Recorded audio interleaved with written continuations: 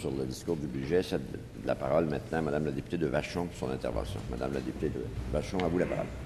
Merci, Monsieur le Président.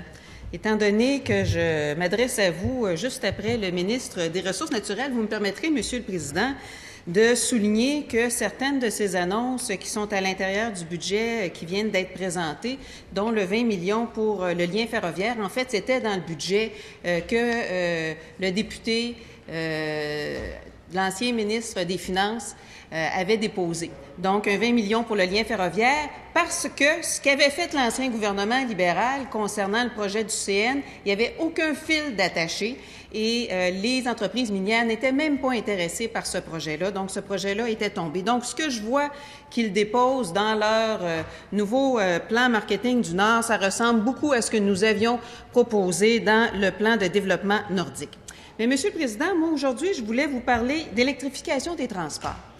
Parce que le gouvernement a dit qu'il voulait continuer notre stratégie d'électrification des transports et je suis bien contente qu'il veuille continuer notre stratégie, sauf que un maigre tiers de page, c'est loin d'être toute une stratégie comme nous avions déposé.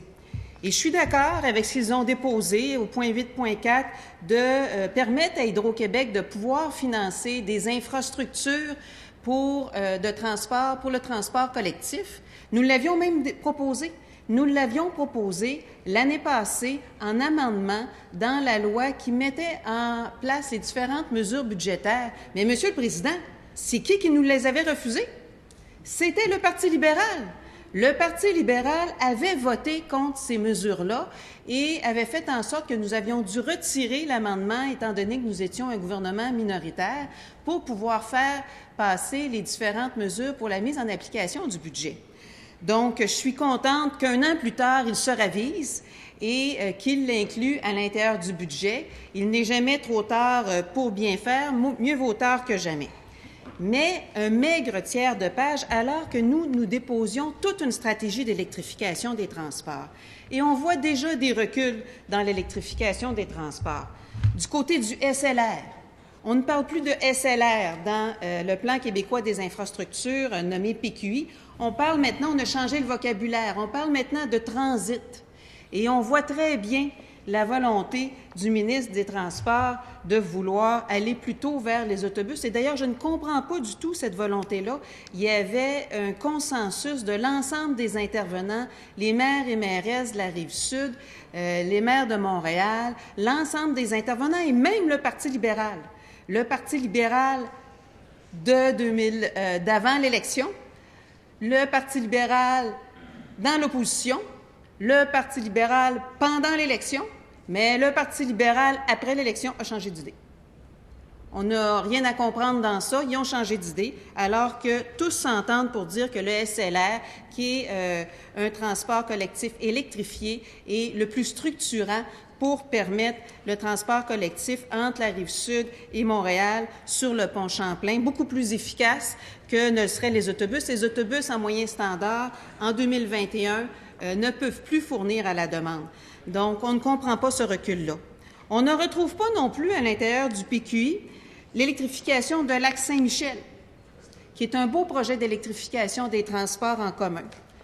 On n'entend plus parler de l'Institut d'électrification des transports, alors qu'on sait à quel point la recherche est vraiment l'élément moteur pour l'électrification des transports. On n'entend plus parler du projet Nomade, qui est un projet de voitures électriques entièrement conçu et fabriqué au Québec en autopartage au niveau des municipalités. On n'entend plus parler de l'étude préliminaire pour le monorail. Nous avions annoncé 516 millions de dollars d'investissements sur 4 ans, d'investissements structurants permettant la création d'emplois à valeur ajoutée. J'espère et je suivrai de très près, parce que c'est dans la cour du ministre des Ressources naturelles, suivrai de très près les annonces que nous avions faites pour la mise en place d'un programme pour 10 000 nouvelles bornes électriques. J'espère qu'il le maintiendra. Il y avait 5 000 bornes du côté des employeurs et 5 000 bornes résidentielles.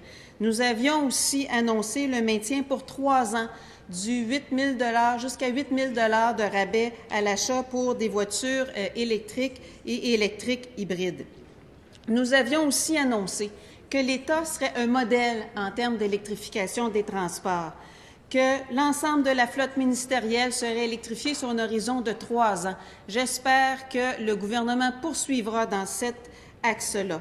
Et nous avions aussi annoncé que l'ensemble de la flotte des véhicules gouvernementaux, soit près de 2000 véhicules, soit électrifiés d'ici 3 ans. Ça, c'est une vision du côté de l'électrification des transports. Ça, c'est une vision structurante au niveau du développement économique, vision que nous n'avons aucunement retrouvée dans le budget du gouvernement libéral. Le gouvernement libéral avait l'habitude de construire son développement économique sur la base des infrastructures publiques. Monsieur le Président, ce n'est pas la façon de faire du développement économique structurant à moyen et à long terme. Et on l'a vu, il y a une limite.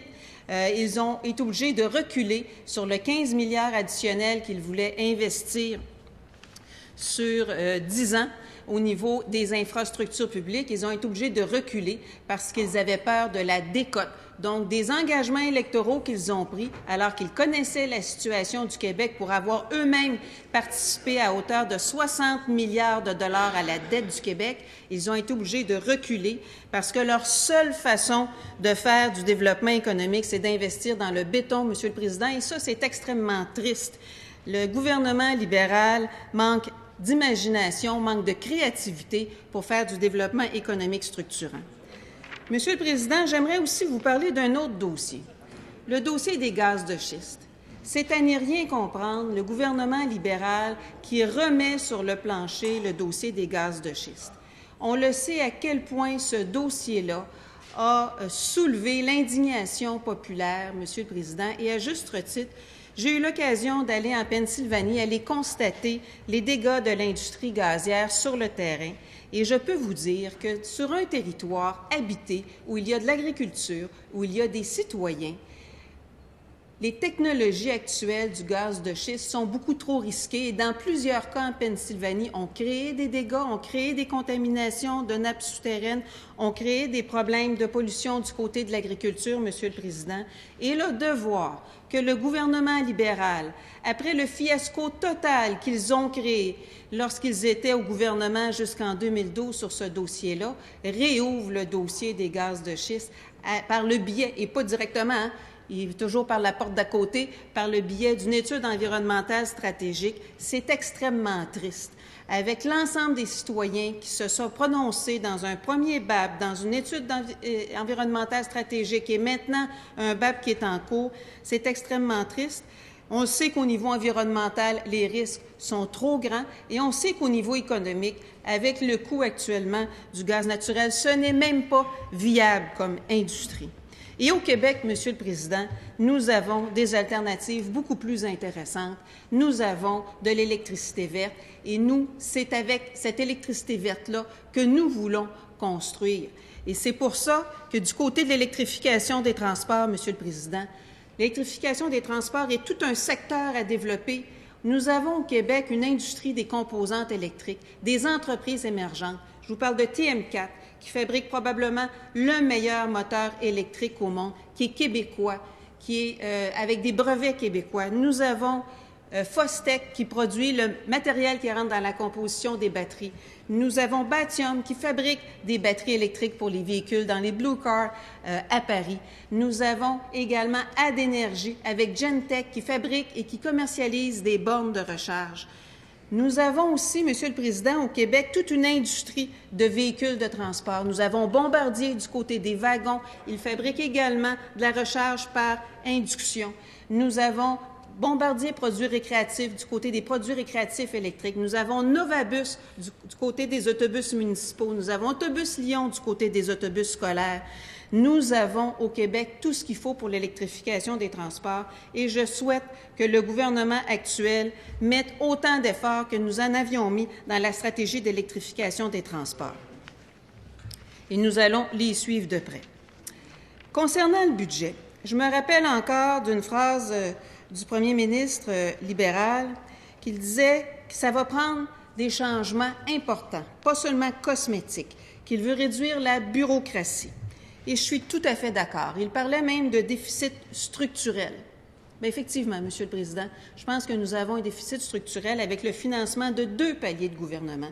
Si nous voulons réduire la bureaucratie, on peut tout de suite la couper en 2, en éliminant un des 2 paliers de gouvernement. Nous avons 2 agences de revenus, nous avons 2 ministères de l'Agriculture, 2 ministères de l'Environnement, 2 ministères de la Justice, 2 ministères des Ressources naturelles, 2 ministères de la Santé, 2 ministères de la Sécurité publique, 2 ministères du Transport, et je n'ai pas besoin de continuer, Monsieur le Président, je pense que tout le monde aura compris. Il y a un auteur, Stéphane Gobeil, qui a écrit un livre, Un gouvernement de trop, et qui a étudié les comptes publics de 2010. Et je ne ferai pas l'inventaire de chacun des chapitres, je vais en faire 3, Monsieur le Président. Du côté de l'Agence du revenu, nous avons déjà au Québec une agence de revenus pour les rapports d'impôts. Et lorsque le Québec sera indépendant, nous aurons besoin d'un seul rapport d'impôt. Imaginez l'économie de temps et d'argent pour l'ensemble des citoyens, pour l'ensemble des entreprises. Au lieu d'avoir à remplir 2 rapports d'impôt, nous n'aurons qu'à remplir un seul. Imaginez l'efficacité fiscale. Mais en plus, Monsieur le Président, nous allons économiser juste sur l'élément de l'Agence de revenus 666 millions de dollars. 666 millions de dollars récurrents année après année. Du côté de l'environnement, Monsieur le Président, le budget de l'environnement, qui est la part du Québec, est de 372 millions de dollars. Un Québec indépendant aurait assumé un montant d'environ 172 millions de dollars, entre autres, pour continuer à gérer les parcs d'Environnement Canada, qui deviendront à ce moment-là des parcs d'Environnement Québec. Et c'est ce qui nous permettrait de faire une économie de 200 millions de dollars du côté de l'environnement. Et ce n'est pas juste une économie de 200 millions de dollars, Monsieur le Président, parce qu'en plus, le Québec pourrait signer ses propres traités internationaux en termes de changement climatique. Actuellement, là, le Québec à l'intérieur du Canada, c'est Harper qui va nous représenter à l'international et qui, de congrès de changement climatique à congrès de changement climatique, gagne des prix fossiles. Année après année, gagne des prix fossiles. Nous, là, ça nous fait honte, ces prix fossiles-là. Et nous voulons être un leader dans les changements climatiques, mais ce n'est pas possible à l'intérieur du Canada. Il faut que le Québec soit un pays pour parler de sa propre voix dans les forums internationaux. Regardons du côté du transport, Monsieur le Président. Du côté du transport, la part du Québec du budget d'Ottawa serait 933 millions de dollars. Mais un Québec indépendant continuera à assumer des dépenses d'environ 412 millions de dollars, Post Canada qui deviendra Post Québec, l'Administration canadienne de la Sûreté du transport aérien qui deviendra l'Administration québécoise de la Sûreté du transport aérien, la Société du Vieux-Port de Montréal, nous allons continuer à assumer les dépenses pour le pont Jacques-Cartier et le pont Champlain, pour Via Rail, ce qui nous permettra des économies de 521 millions de dollars par année, Monsieur le Président. Et on pourrait passer chapitre à chapitre, et je laisserai les auditeurs le soin de lire le livre, en vente dans toutes les bonnes librairies, comme dirait l'annonce. Mais, Monsieur le Président, si nous faisons ministère par ministère, ce sont des économies de 2 milliards de dollars par année, malgré les transferts fédéraux. Malgré les transferts fédéraux.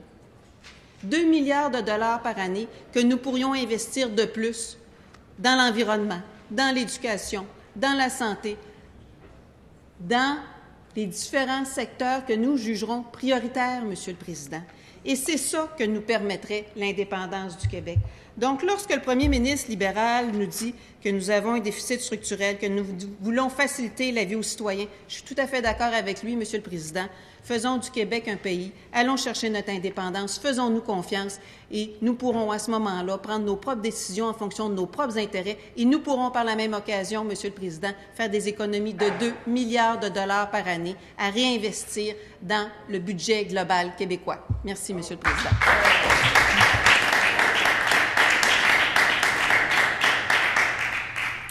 Alors, merci, Madame la députée de Vachon, pour votre intervention et pour la